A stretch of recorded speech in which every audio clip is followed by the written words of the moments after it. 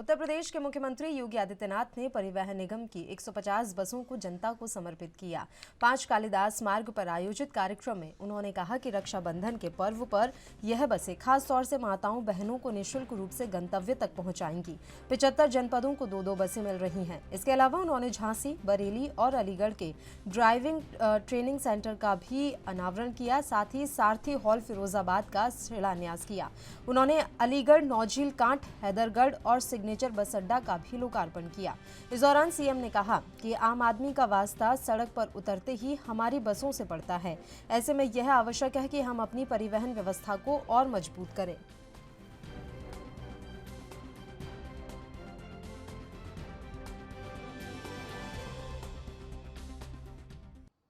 परिवहन निगम के द्वारा 150 BS6 बसों के लोकार्पण का यह कार्यक्रम, जिसमें प्रदेश के सभी 75 जनपदों को पहले चरण में 2-2 बसेज आज प्राप्त हो रही हैं।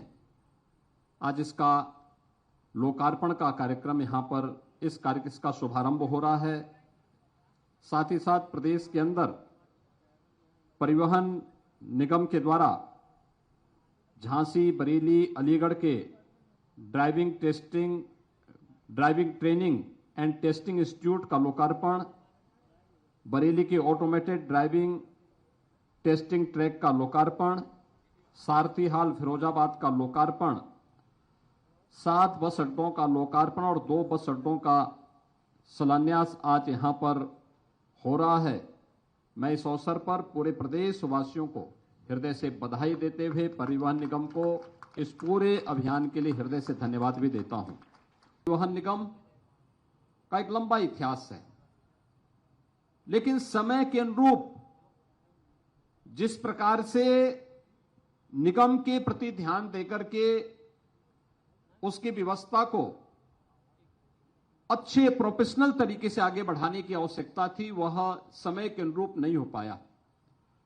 लेकिन जब 2019 में प्रयागराज कुंभ था, प्रयागराज कुंभ के दौरान श्रद्धालु जनों की सुविधा के लिए प्रदेश सरकार ने प्रयागराज मेला प्राधिकरण के माध्यम से और परिवहन निगम के माध्यम से जिन बसेज को हम लोगों ने उस समय श्रद्धालु जनों की सुविधा के लिए खरीदा था, उन सभी बसेज के बेड़े को हम लोगों ने परिवहन निगम को ही बाद में प्रदान किया।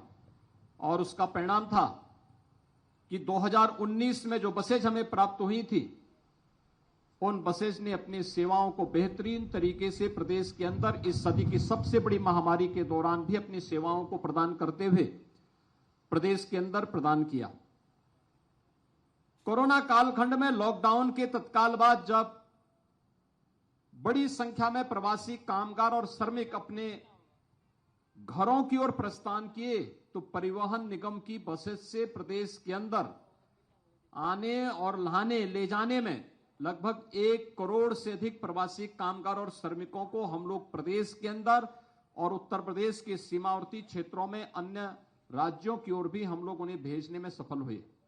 खासतौर पर प्रसन्नता है जब ये प्रस्ताव मेरे पास आया कि हमने 150 बसेज हमारी तैयार हो चुकी हैं, परिवहन निगम के बेड़े में से शामिल करके इसे आगे बढ़ाना चाहते हैं। तो मैंने कहा इससे अच्छा दिन रक्षाबंधन से और अच्छा क्या दिन हो सकता है। हर जनपद को 2-2 बसेज दीजिए और प्रयास करिए कि 10 की रात्रि को 12 बजे से और 12 तारीख की 12 बजे रात्रि तक, यानी लगातार 48 घंटों तक ये व्यवस्था बनाइए कि प्रदेश की बहनें और बेटियां फ्री में परिवहन निगम की बसें से यात्रा कर सकें।